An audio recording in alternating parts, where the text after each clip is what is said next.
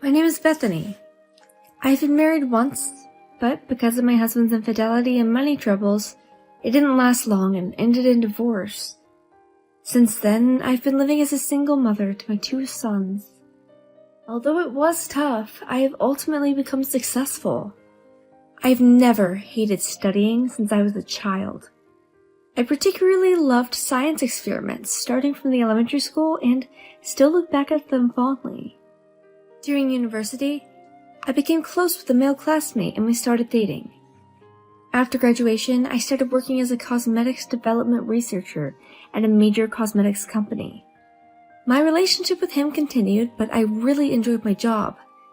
After I started working, we didn't see each other as often after that. You seem busy with work, but I was wondering, can we spend more time together?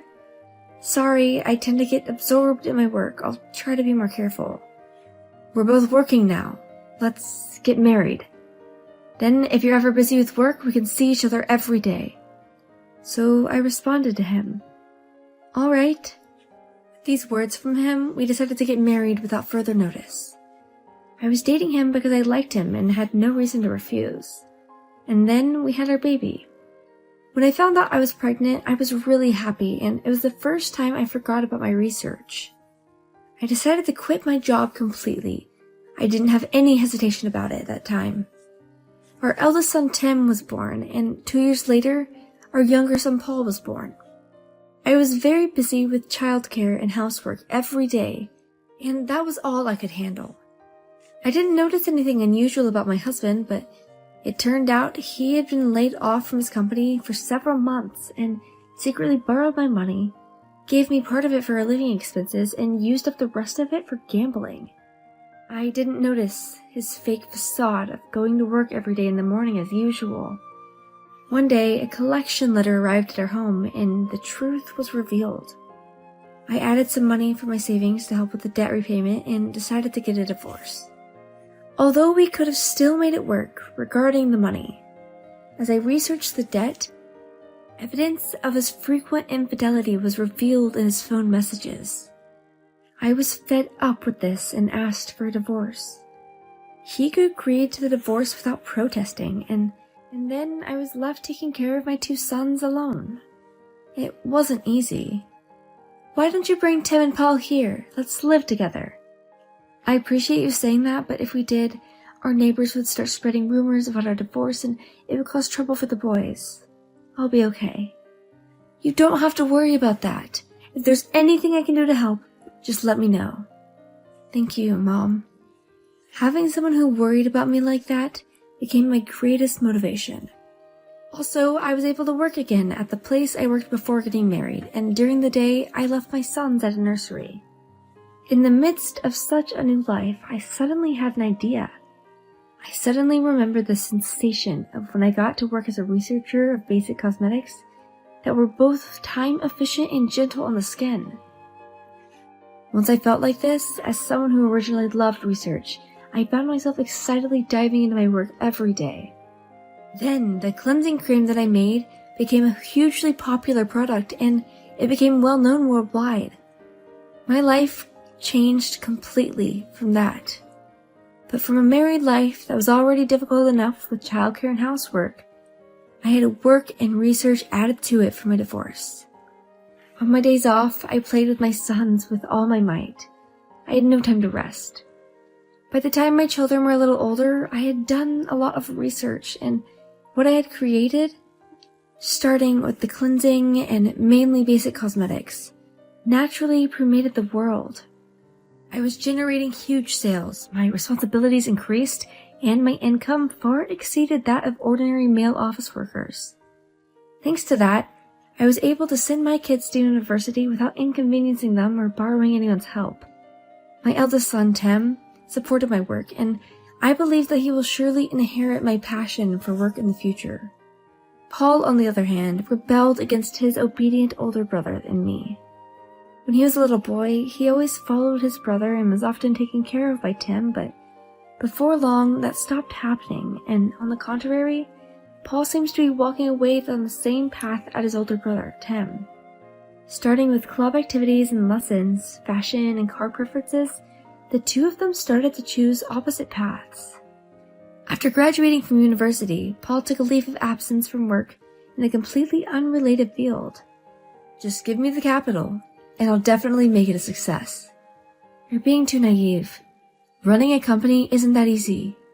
If you want me to invest, bring a convincing business plan. Alright, I'll bring it right away.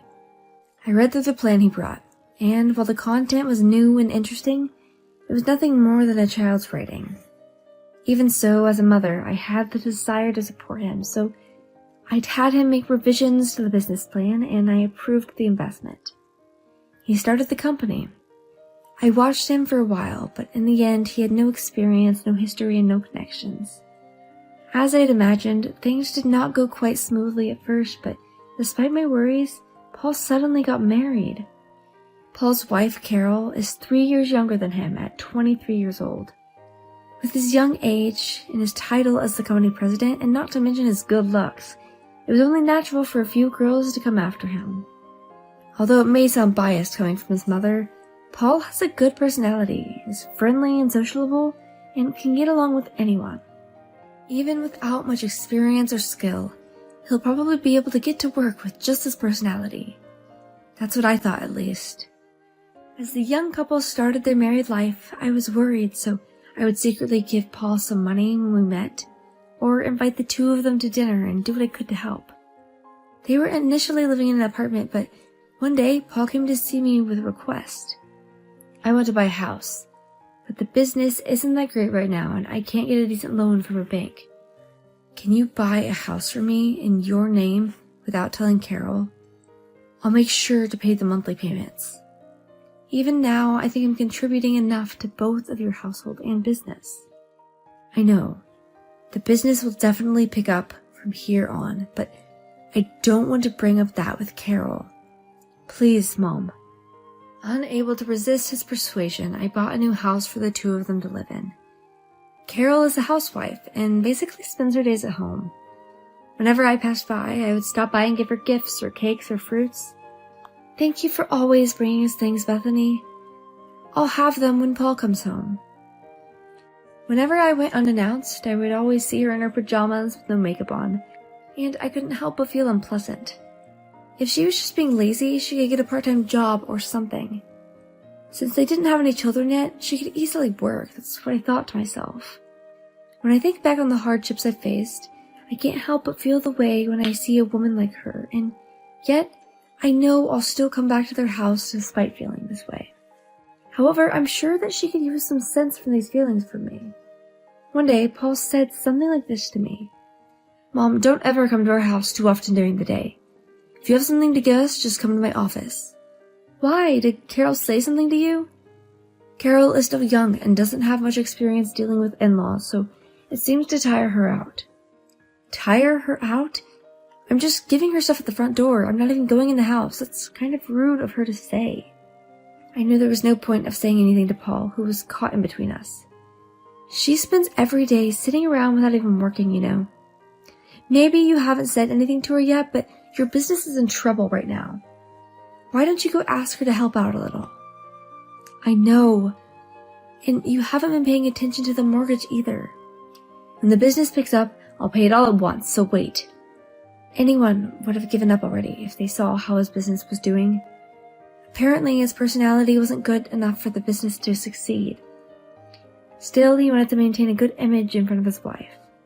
As things were, Paul must have felt like he was going to lose both his business and his wife. You should seriously think about your business. I can't keep investing anymore. I know. Actually, there was something I haven't been able to tell you. What is it? Carol is pregnant. As they were married, it was certainly good news. I knew I had to congratulate them, but I wasn't convinced. I avoided going to Paul's house or office for a while, and when Carol started her second trimester, Paul invited me to dinner. Carol is feeling better now, and I was able to make a deal at work. She'll prepare the food, so why don't you and Tim come over for dinner? I'll pass. Things will feel weird if we keep avoiding each other, you know? Please? Fine. On the day of the dinner, I prepared a gift and went to Paul's house with Tim. To be honest, I wasn't in the mood at all, but I tried to switch my feelings and motivate myself. Good evening, thank you for inviting us. It must have been hard preparing everything alone. What? What are you talking about? From Carol's reaction, I immediately knew that Paul hadn't told her about today's dinner. Isn't Paul back yet? We came because he invited us. I haven't heard anything about dinner, and you can't just come over like this. Pregnant women are emotionally unstable. Please don't give me any more stress. Don't ever come here again. Tim and I stood frozen, unable to find words to respond. We were there because we were invited, and we were suddenly told not to come again? I'm sorry, I'm late. What's wrong? Paul, did you forget to tell Carol about today? Sorry, I was busy. I may have forgotten to tell her. You need to get your act together. Stop messing with everyone and be more responsible. I'm sorry. I'm really sorry, Carol. We're leaving now, so rest up. Don't worry, we won't come back here again. I went to my office and asked the legal advisor to change all the names on the house loan I'd purchased under Paul's name. I thought to myself that things couldn't go on like this and I need to make things right. A few days later, Paul rushed over to my place with Carol. Mom, why is the house loan addressed to me? It's for your house, isn't it? So of course it's addressed to you. You can't just do that. That's not fair. You know about my business, right? Don't rely on your mother forever. You have a wife and a child too. I'll be there to support you, but you two have to work hard together. If you keep doing things like this secretly, of course Carol is going to feel bad. If you have any requests in the future, please come to my office and make them formally. Bethany, I'm really sorry about the other day. Paul never tells me anything. On the night when I said such terrible things to you, I questioned him about it and learned a lot. I was spoiling him because he's my son. I'm sorry about that. When Paul bought their house, he saw his mother secretly, and he never brought Carol along for any of the procedures. He also never told her anything about the company's financial situation and let her manage the household finances. She didn't understand what was really going on. She wasn't a bad person. She just felt like she was being left out. Now that she knows the truth, she apologized for her terrible comments and said that she would cooperate with him from now on. Paul, couples should share their hardships during difficult times, just like Carol said. Okay? I had a similar experience when I divorced your father, so I don't want you two to end up like that. Work together and help each other out. Before coming here, Paul and Carol had discussed things as she had explained in detail to me. From now on, Carol will manage the household finances and will be responsible for the company's accounting until the baby is born. As it turned out, she had studied business administration at university and was capable of doing the accounting work with ease. I felt embarrassed for judging her as young and irresponsible just based on appearance. Her explanation was easy to understand and concise, and I could feel her competence to the extent that I wanted to recruit her for our company. I even thought that Paul's business could be revived by her efforts. Bethany, I think it will take some time for us to get back on track. I will also work hard to bring things into good shape. Is it okay for me to come to you for advice when we're in trouble? Of course, anything for you, Carol. Thank you very much for forgiving me. After this day, Carol and I became very close to the extent of having tea or lunch together or even going shopping. Both Carol and I were surprised by how well we got along. We haven't been involved with each other much before, but in reality, we had a lot in common. I enjoyed it as I had a daughter. Maybe it was because we had taken a roundabout way, had disputes and arguments, that we became like this. If I think about it that way, I'm grateful to Paul as well. Eventually, Carol began to help Paul's business, and it was revived thanks to her knowledge and talent. Paul no longer needed to put up a front, and whenever he had problems, he would talk to Carol first. Things were moving in a positive direction. Meanwhile, Carol's belly grew bigger, and she finally gave birth. The twin boys were born safely, and they were healthy. Our house became even more lively. Now I'm looking forward to seeing Logan find someone nice.